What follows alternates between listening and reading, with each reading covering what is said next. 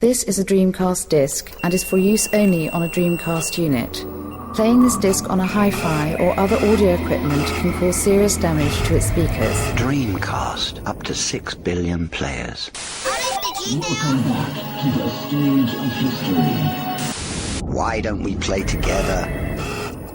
Hey, it's time to make some crazy money. Are you ready? Here we go!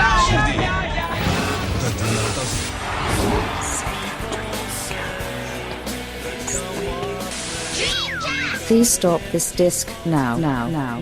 Hello and welcome to episode 3 of the Dreamcast Junkyard DreamPod. My name is Tom, and joining me, there's only 2 of us today, but joining me is a man who is described in some circles as the Ron Burgundy of Dreamcast podcasting.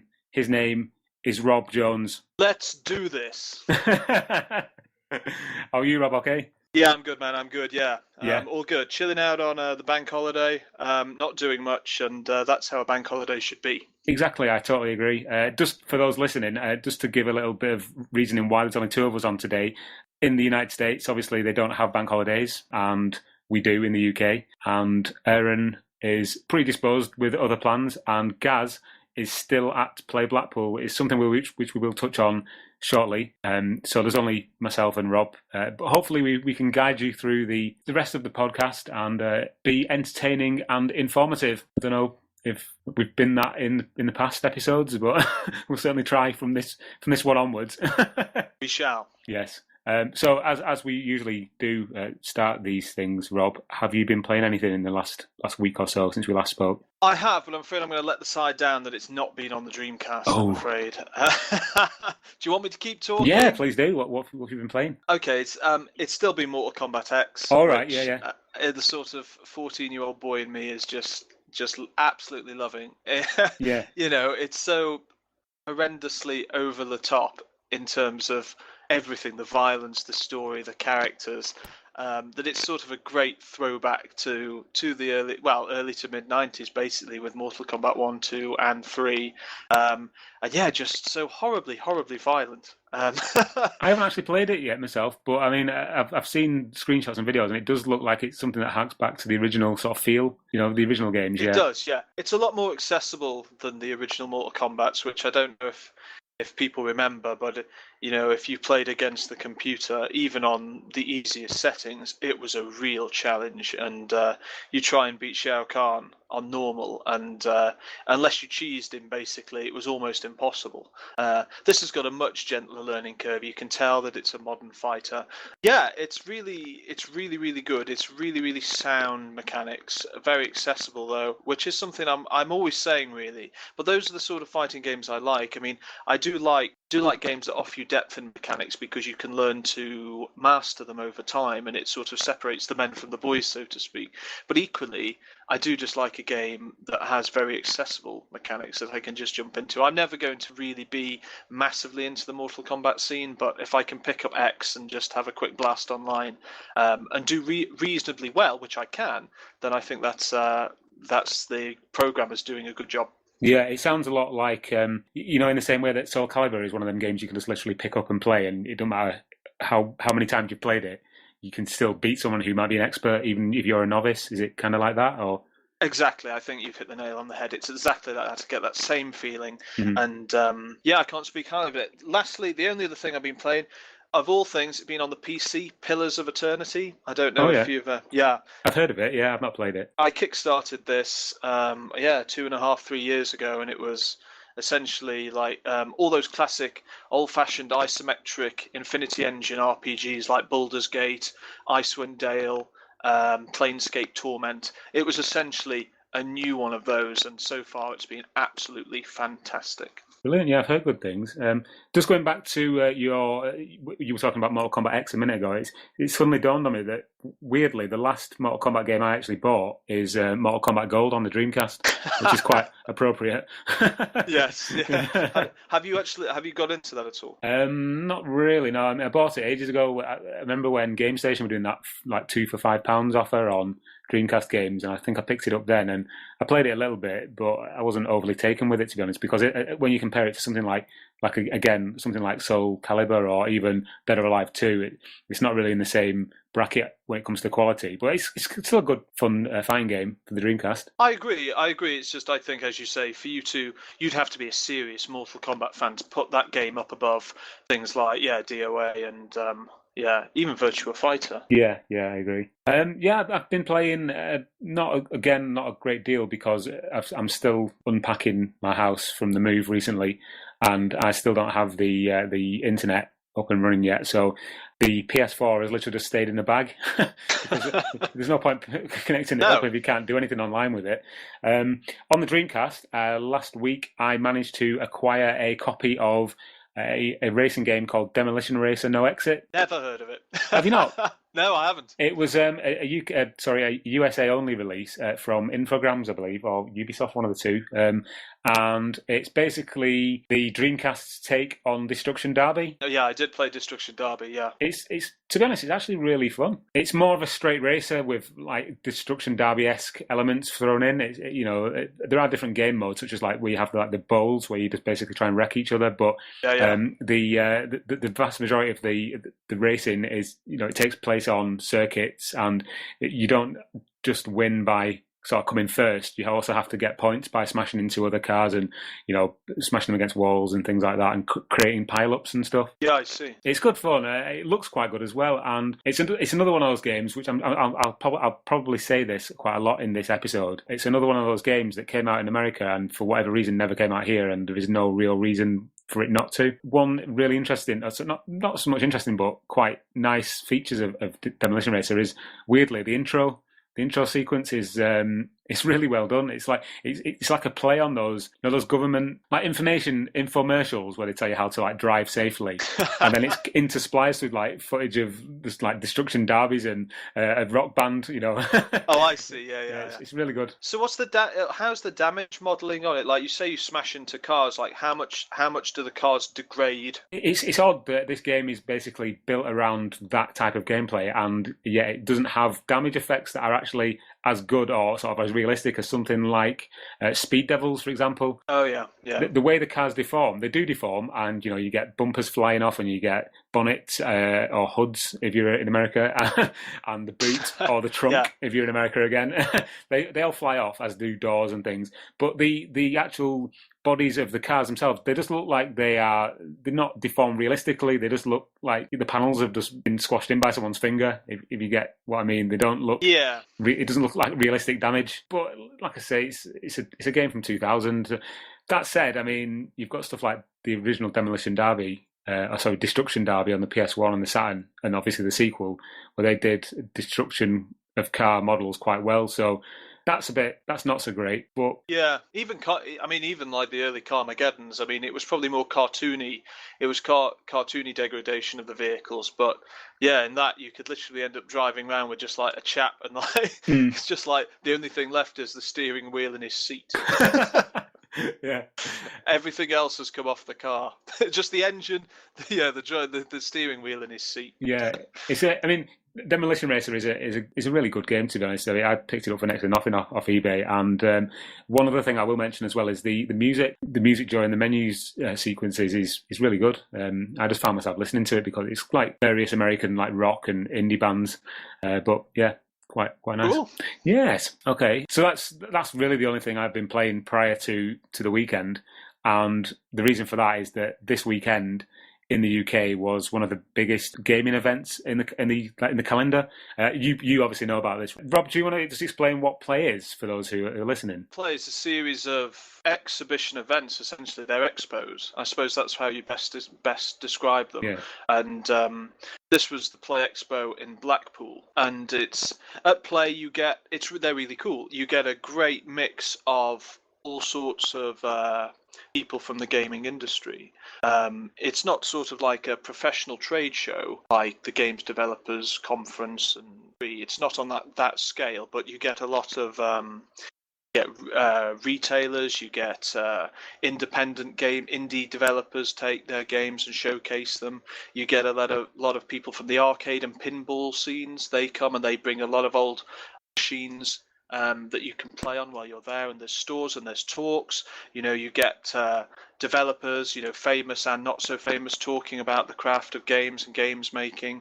Yeah, they're just really good fun weekends. They tend to be over a couple of days in massive exhibition hall, and there's a bit of everything really. The couple of talks I saw over the weekend involved the Oliver twins, who were famous for creating the Dizzy series.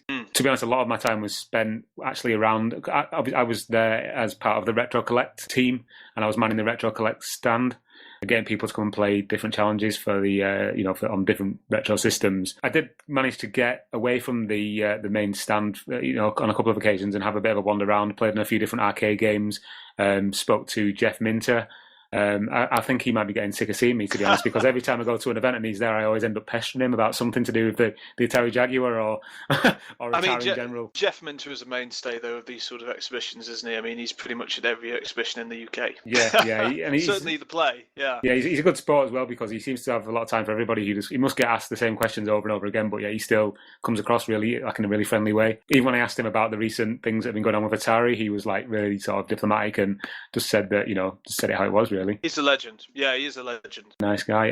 Yeah, I got to say, last year I went to a talk by Charles Cecil, the Broken Sword director. Oh, yeah. It was sort of like a retrospective of his development of the original Broken Sword, because they kickstarted Broken Sword, I think it was 5, the Serpent's Curse, I think? Possibly, yeah. Broken Sword 5, the Serpent's Curse, that got kickstarted and came out and was really, really good, and it sort of reminded everybody that, that genre was so good, and he's such a big figure, and it was really cool because for an hour he very intimate. That's the great thing with play. It's not the expos, they're not massive, and these talks, it's not auditoriums full of like 500 people plus. You tend to get, 20, 30, 40 people listening in on them, so you get a much more intimate sort of talk, essentially. Yeah, you're right. And also because of that, it's very kind of the people who are sort of considered stars within the industry, they're quite sort of accessible, for just the average person, and usually they're really accommodating and just really friendly, and you get a real sense of community when you go to one of these events. I certainly do anyway. Totally. Yeah. Anyway, while I was at Play, I had my eye open just to see if there was any Dreamcast things that were worth like checking out or purchasing, or and I did make a few purchases. And should I enlighten you, Rob, as to what I picked up? Please enlighten these gems that you have picked out. Let's see what we've got. I hope it's not another mint condition Sonic Shuffle. Okay, I won't mention that one then.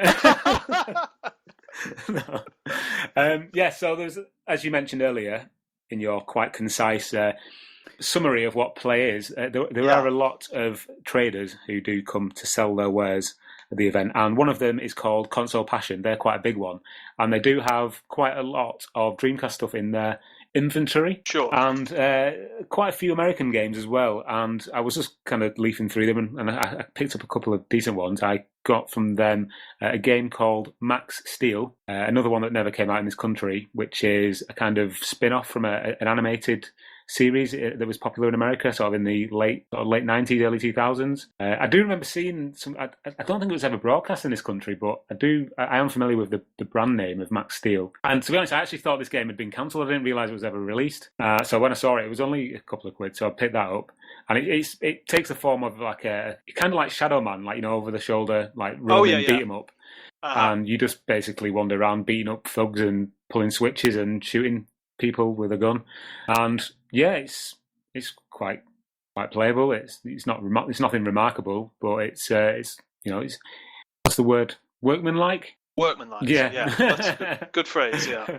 The other one I picked up from Console Passion was a game you might have heard of called Evolution 2. I've heard of it. I've never played it. Yeah, I've never played it either. I've got the original one, and the reason I didn't prior to this weekend own Evolution 2 for the PAL Dreamcast is because it's ridiculously expensive for whatever reason. I don't know, but the NTSC version seems to be really, really reasonably priced. I picked this one up for less than £10, so I thought I want that. I'm never going to be able to afford the PAL version because it goes for up to £100, if not more, on eBay. So I got that. Evolution 2. Yeah, nice. Another one I picked up from another seller called Gamesman, I think his name is. He doesn't have an online presence. He just turns up at these events and sells things really reasonably priced. I got the Japanese version, Dynamite Cop, which is Dynamite Decker 2. Yeah, for I know that. £5. That's a good deal. Really good. And it's in like mint condition, practically. The last one I got from a trader was King of Fighters 2001, which was £10, and that was from Game Dojo.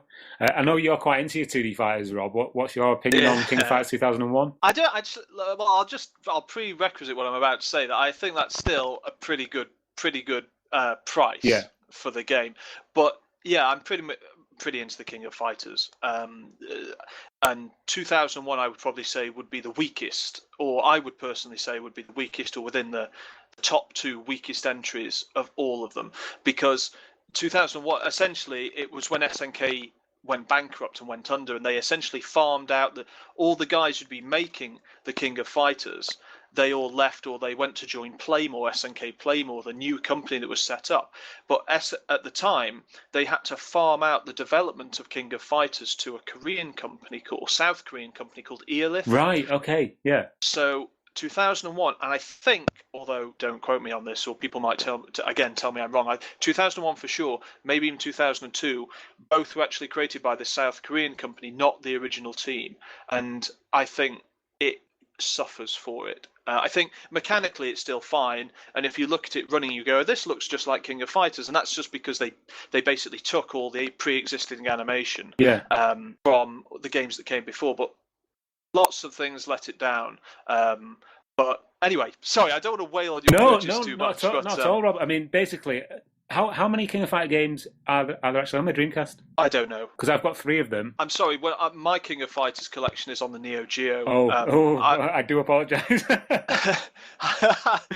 The way it's meant to be played. No, but seriously, no, they did some good conversions. I don't know how many they released in the end on the Dreamcast.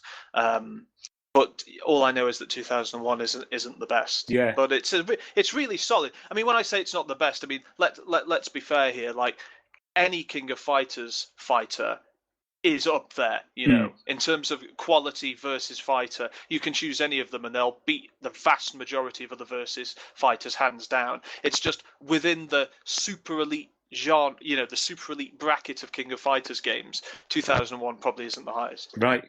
It's interesting what you say as well about the game not being produced by SNK, because I was looking at the box and it's got Playmore all over it, and it's got the other, I can't remember what the other name. Eolith. That's it, yeah. Yeah. But there's no SNK anywhere, and I actually tweeted this earlier on today saying, why is there no SNK written on this box or anywhere on the game? And you've just answered the question, so that's really helpful. That's the reason. Wow. That is the reason. Very interesting. Yeah, my thoughts on it are that it's, you know, as a bit of a novice, really, when it comes to the King of Fighters games, I thought it played quite well. I mean, I've only played it for like maybe half an hour, and I just chose the usual characters that I generally choose, such as like Terry Bogard, and all the movesets are the same, and I got quite a bit of enjoyment out of it. So, I mean, I'm not a purist by any stretch of the imagination, so my views are not really that valid, but I thought it was, you know, again, serviceable. Yeah.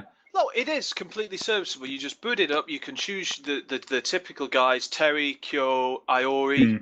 I mean, Iori's always ridiculously overpowered in pretty much all, you know, the King of Fighters games, and you can have a blast with it. I'm sorry if what I'm saying has come across as like me being overly negative. It's not. It's not workmanlike. This game is definitely better than workmanlike. It's just if you compare it to say 98, which I personally think is the sort of like the high point of the series, then it just doesn't match up. Okay. I did get a couple of other things as well. A friend of mine called Aaron White, he's on Twitter as @AaronUB40. He gave me a burnt copy of Sturmwind. I'm not usually an advocate of like burnt things, especially when it comes to like indie games, because we have to like, you know, support the developers who make these games. But if someone just gives you a burnt copy of Sturmwind, then you're not going to turn it down. Sure. This is a game I'd heard a lot about, seen a couple of videos, but I'd never actually played myself. And I must say, it's absolutely incredible. Have you played it, Rob? No, what is it? I don't know anything about it. So Sturmwind is a shmup shoot 'em up, side-scrolling, Yep. made by. It was released by Red Spot Games, and it was developed by a company called Duranic, and it started life actually on the Atari Jaguar CD. Okay. It was going to be called Native, but then after they switched development to the Dreamcast, the Jaguar version was like cancelled. I think you can still actually download it as an ISO and play it on the Jaguar CD, but you need like a bypass cartridge, to get around the encryption on the Sure. Jaguar CD. But Sturmwind, it's absolutely incredible for a game that came out in 2013 as an indie release. You would think that this was made by a AAA developer. The intro sequence is incredible. The music is fantastic. It's got achievements. It's got online leaderboards. You can actually upload your scores to like an online leaderboard if you've got like a code that you can put into the website. I don't know if that's still active, but it was at some point. The graphics are stunning. You're a little ship and you are flying from left to right, and then your enemies are coming at you from like top, bottom, left, and right of the screen. The gameplay mechanic allows you to switch whether or not you fire forward or backwards. So then you can get enemies coming from behind as well. So you've got to quickly switch backwards and forwards. The way that you don't have like an energy bar or a shield. Basically, you have 3 different weapons, and if you get hit by an enemy projectile, for example, you lose that weapon. So then you move on to your next weapon, and then if you get hit again, you lose that weapon, and then basically your lives are your weapons. I don't know if that sounds as clear as mud, but it's in practice. It's really good. Really an original sort of take as well on the sort of the life bar. So can you regain, when you lose a weapon, can you regain it through pickups? You can, yeah. I mean, if you pick up the colour of pickup that you're actually already using, then you will just increase the power of that weapon. But if you pick up one that you've not got anymore, then it will just add it back to your sort of weapon bar. So that essentially gives you another life again. Yeah, it's the production value is incredible. The way that the backgrounds kind of they just sort of blend seamlessly with the foreground action that's going on. You got lens flares going off, explosions, and the music is just phenomenal. I can't be positive, more positive about this game, and the fact that it's taken me this long to actually get a copy of it and play it is just wow.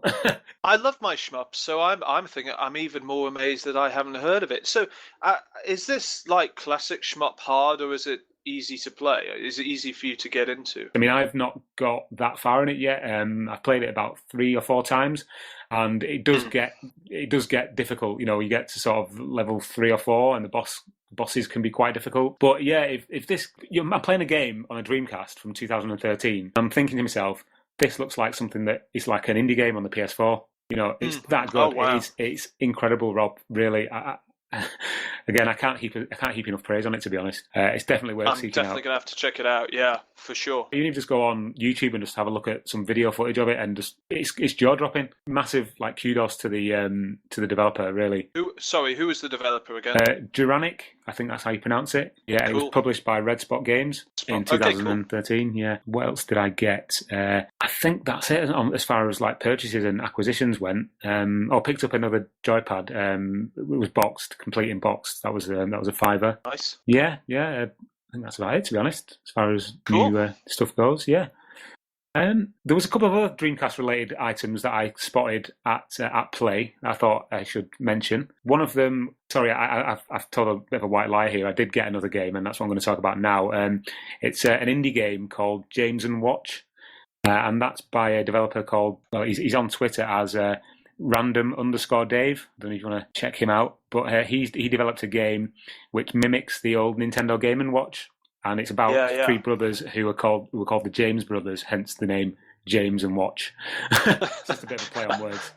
And basically what it is it comes from a story that was mentioned on the popular retro gaming podcast, the Retro Gaming Roundup, where a couple of the hosts were talking about how they once took their younger brother to a football pitch, and rather than play football, decided it would be more fun to throw their younger brother up in the air and catch him, and then decided that it might be even more fun to throw him up in the air and not catch him, at which point he broke his arm. And this story was something that they said that they told on the Retro Gaming Roundup podcast, and it was turned into a little homage game. And Random Dave, he only created, I think it was 69 copies of the game. Comes in a little jewel case with a nice front and back cover and an explanation on where the game sort of was born from. But I just thought it was a really nice little indie sort of project to just put out, especially like on the Dreamcast as well. And I spoke to him, and he was saying that he thought about putting it out on other systems, but then the Dreamcast is so kind of open now that you can kind of do anything you want with it. And he was a really nice guy, and I'm hoping to put some stuff up on the main site about it in the next week or so. Seems like a nice little curiosity. Yeah. Basically, how the way the game works is, imagine a Game and Watch, like an LCD display, and you've got the two brothers at the bottom of the screen who kind of move along left and right at random, and then they throw their brother up in the air. So you've got like different arcs of trajectory. Yeah. And then at certain points in the trajectory, you can kind of change whether he flies even further or then now comes back down to Earth. And you've basically got to judge where the two brothers are and then control where the third brother, who is in the air, lands. And if you land on the floor 3 times, if you land the first time, you break an arm. If you land the second time, you break an arm. And if you land the third time, then it's game over. It's basically just trying to get a high score. It's really charming, to be honest. I mean, on the back of the box, it says it's like a bit of an homage to a game called Ball, which was a Game & Watch. So if you've got that or you've played that, then that's kind of what to expect. But when I do, I will do an article on the main site, and I'll put the link up on the article as well. Cool. I'd like to see it. Yeah, that was a charming little oddity. The last thing that I saw that I thought worth mentioning was a guy called Paul, who has a website called Paul's Custom Arcade Cabs. He creates, as the name suggests, bespoke arcade cabinets, and he made one which contained the Dreamcast and has like Zombie Revenge sort of all emblazoned over the sides of it. And I just thought it was really, really good. I mean, there's actually an article up on the Dreamcast Junkyard main site now about his creation. If you've got the money, then I'd certainly have one if I could afford one. But yeah. I love these bar top arcade cabs. They're like if you haven't seen them before, they're like, it's not a full-blown arcade machine. It's like they took the screen part of the arcade cab, and instead of having the big where you've got the coin slot and you'd have the where you'd open the cabinet up and you'd have more electronics, that's all gone. So essentially it's just a screen, and then they've sort of miniaturized the case around it and the joystick pad area in front of it, and so it's literally just a screen and two joysticks, 2 sets of buttons. And you could literally pick them up yourself, and you could just sit them, as I say, on a bar top. And you see them. I call them bar tops because I've only ever seen them really in bars. But if you had the money, I mean, yeah, man, they sound great. I mean, I don't know. Were the machines hard? Obviously, could you change the games? I presume you could change the games out. Yeah. Like I say, basically all it is inside is there's a Dreamcast, and then he's got the controllers plugged in, but then the controllers are basically stripped back to just the circuit boards, and then he's got wires going from the different input points on the circuit board to the buttons on the front, and also he's got the micro switch. Arcade stick joysticks as well. Yeah, micro switch stick. Yeah, so you could theoretically put any game in that would be compatible with a. Actually, saying that, because it's actually the Dreamcast is thinking that it's got controllers sort of plugged in. Maybe you could actually just play any game on it. I'm not entirely au fait with how that would work, but yeah, he's probably the best person to ask. But yeah, there's a Dreamcast in there, so you can put any game in, and if you want any further info, then just check out the article on the Dreamcast Junkyard main site, or go to Facebook and search for Paul's Custom Arcade Cabinets. I'm sure he'd be more than happy to oblige anyone who wanted to ask any questions, because he's a really nice guy as well. So they look really nice, really, really nice. And I guess that he can offer customization on things. Oh yeah, all the artwork on the side, you could have anything you wanted. Even like the different types of button on the front, they were all illuminated, but I'm sure you could have any colour you felt like having, to be honest. Awesome. Yeah. So yeah, that was my Dreamcast spotting at play. There wasn't a massive amount of other Dreamcast stuff, to be honest. There was one Dreamcast setup playing Propeller Arena in like this section that had all like abandoned games and things. So that was quite interesting. Cool. But yeah, so play. That was quite fun this weekend. A nice diversion. Apart from the 12-hour coach trip, but we won't talk about that. I'm sure enough people are already bored about hearing about that from my Twitter account. Anyway, speaking of Twitter, did you like that little sort of segue there? Beautiful, seamless, buttery smooth. Yeah. Well, we thought we'd ask if anybody had any questions, just that we could answer on this edition of the podcast. Seeing there's only 2 of us today, and there are a few questions that we thought we'd read out. And I don't know, Rob, do you want to go first? Just like sort of saying who it's from and what the question is. Yeah, sure. Let's do it. Okay, let's choose one of these out. Okay, yeah. So someone called Damon Filman, and that's Twitter @Damon Filman. He says, Do you think the Dreamcast could have survived if Sega never released the Saturn and skipped a generation? It's an interesting question, but I mean, wouldn't the PS2 have come out anyway? Or do you think if Sega had not released the Saturn and just gone with the 32X and like sort of used that as their next system, that PlayStation maybe would have been affected by that? I understand entirely where this question comes from, but I think, as you said, it's not going to stop. The competitors aren't going to stop. And when you consider the sort of competition that had come out, when you consider what's coming on the market, you've got the PlayStation 1 and you've got the Nintendo 64 and Sony and Nintendo, they're not going to just stop. And so maybe there's something in the 32X in the fact that they go, we're not going to put any money into this generation. We're going to sort of blag it. We're going to sort of coast on the coattails of past systems, and here's 32X. We'll just sort of retreat a bit into our shell and make sure that we're stable, and then really go for it the next time. But I think that's sort of revisionist, because I think at the time, I'm not sure, obviously, we're speculating again, but I don't think the guys inside Sega were thinking that way. I don't think they thought that the Saturn was going to be a massive flop. No. It was, and when you look at it now, literally, it's I always think it's one of those consoles where you take one look at it and you go, of course it was a flop. It looks appalling, It looks like I'm just saying it is not a pretty console, and it looks like a halfway house system. You've got the cart slot at the back, it takes the discs, it's a black box, and it felt like it was neither here nor there. Yeah. It was a halfway house system. But equally, I just don't think Sega could have done that. I don't think they could have. How many years would they have had to have taken out? What's the gap? I think you're right. I mean, if they'd never released the Saturn, then they would have been going literally straight from the Mega Drive 32X and the Mega CD straight into another generation. It would have been almost a decade, wouldn't it? That they would have been without a new piece of hardware really from the launch of not really, no, because the 32X came out in 93 and the Dreamcast came out in 99, 98 in Japan, so you're talking 5 years. So it sounds funny now, doesn't it? Because console generations now, like how long did the Xbox 360 and PS3 last? 10 years. They were talking about it 10 years, but it didn't used to be like that. No. It didn't used to be like that. In the 80s and the 90s, console generations were far shorter than they are now. Yeah. And I think they just couldn't have done it. They couldn't have been that. They weren't that financially comfortable to be able to take 6 years without really doing anything new. And I'd say as well, obviously the tech wasn't there. The stuff that they wanted to do with the Dreamcast, they couldn't have done really any earlier than they did. No, I agree with that totally. But yeah, thanks for your question, Damon. Thank you for that. Next one is Decider VT. At Decider VT says, are new releases somewhat cynical in that they're guaranteed collector's purchases regardless of quality? I kind of get what he's saying here. The games come out and they're all quite highly priced, and it's like as if they're kind of already put on a pedestal just because they're new releases, and they're charged premium prices for. Is that really right? I think this is a really good question, actually. And I think I'm sort of split. Not the best punditry here, but I'm sort of split.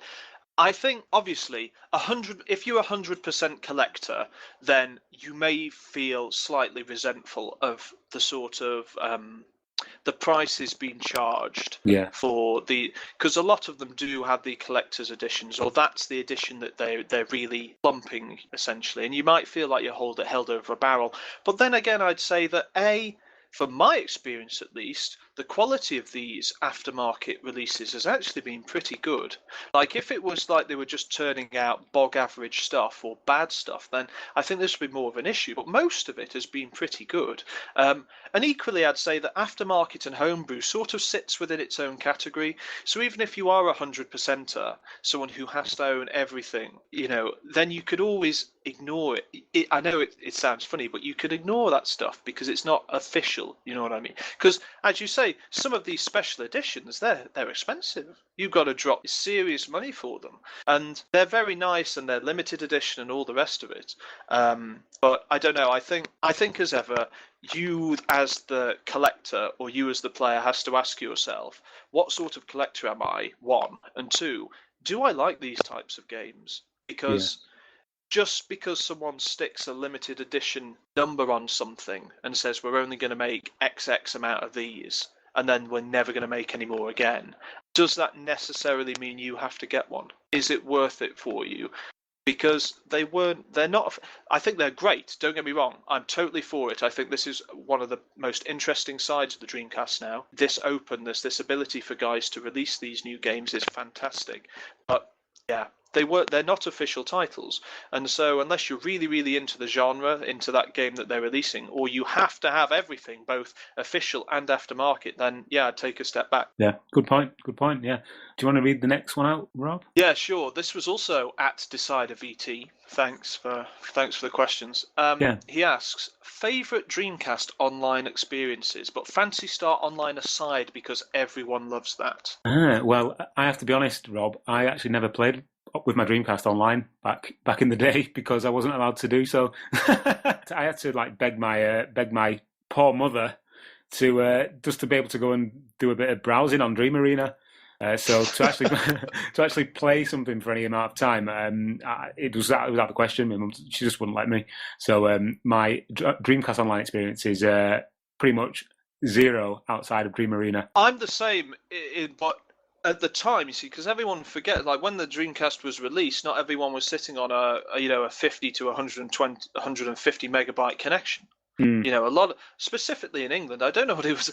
I think probably in America and certainly in the Eastern Japan, the infrastructure is far better. But in England, it was still crumbling copper wires from the Victorian era, and it was, unless you lived right next to an exchange, or you were next to a bank or something like that, there's no way you'd get a really, really decent online connection. You were going over some nasty old copper wire that, as I said, was installed probably when the Victorians ruled the country. So I didn't play myself at the time of the Dreamcast released online. Since then, yes, Phantasy Star Online. Obviously, we don't need to talk about it. It's great. The only other title I'd say is Quake 3 Arena. Yeah. But again, when Quake 3 Arena was originally released, I was playing that on PC. And if you were to tell me which was the better experience online, it's the PC. But I do think I'm saying it on the Dreamcast because it's one of the few games I did play online with the Dreamcast, but only later on. I don't even know if it's on official servers. But they do actually do a pretty good job with that. It still translates. You still have the fast-paced, frenetic action. It works still. It doesn't lose too much on the Dreamcast. And I think it's a really, really solid port of a very, very good online multiplayer shooter. Fantastic. Yes, thanks to Decider VT for those questions. One last question is from Travis Hearn, who asked on Facebook, what genres do you think the Dreamcast was lacking in, or what would you have liked to see more of? The first thing I can think of on that subject is I would have liked to have seen more single-player first-person shoot-'em-ups. We talked last week about Half-Life a little bit, but I mean, apart from that, all we had really was Soldier of Fortune, which is, it's passable, and Mac and X, which is not really a first-person shoot-'em-up. So not at all. What about you, Rob? Yeah, I hadn't thought of shooters, but now I think you've gone and trumped me. I think, there really was a deficiency. I would say top-rate platformers. Maybe I'm being a bit cheaty here by adding the top rate, but I could if you'd say Dreamcast platformers, I think of Sonic Adventure, I think of Rayman 2, MDK 2, and Legacy of Kain, Soul Reaver. Yeah. For me, those were the platformers that sort of stand out. I'm sure there's more, but if you compare it to the Nintendo 64... Well, that was a wash with platformers, wasn't it? And good ones as well. Yeah. I mean, no matter what you want to say about the Nintendo 64, the one thing they did do is nail it on the platformers. I mean, I don't think there's ever been a system that had such great top quality platformers, and I think that the Dreamcast lost out a bit there. Otherwise, I agree that RPG wise it probably is deficient, specifically considering Sega's legacy with JRPGs especially, because I mean, do we count Shenmue? I suppose we might do. Then the only other ones I think of is what we just said, Phantasy Star Online and maybe Skies of Arcadia. And then nothing else springs to mind. Of course, there are extra JRPGs on the system, but not top-rate ones. And I think, shooters, top-rate platformers, top-rate JRPGs or RPGs, yeah. Cool. There was one other question, but it was from my girlfriend, and she asked, how many Dreamcasts does one house need? But I'm not going to actually qualify that with an answer.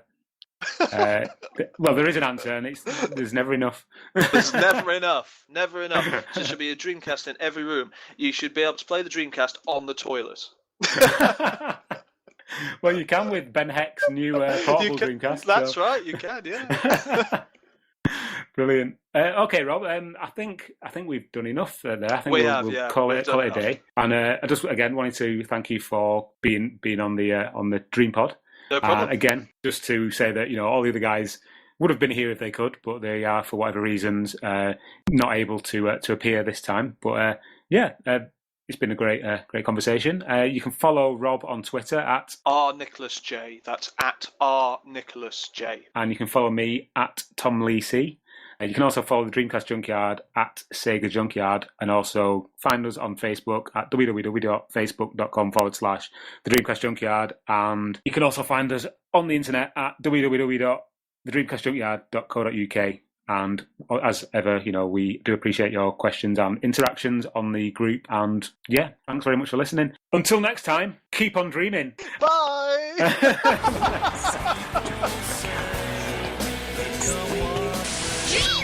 Please stop this disc now.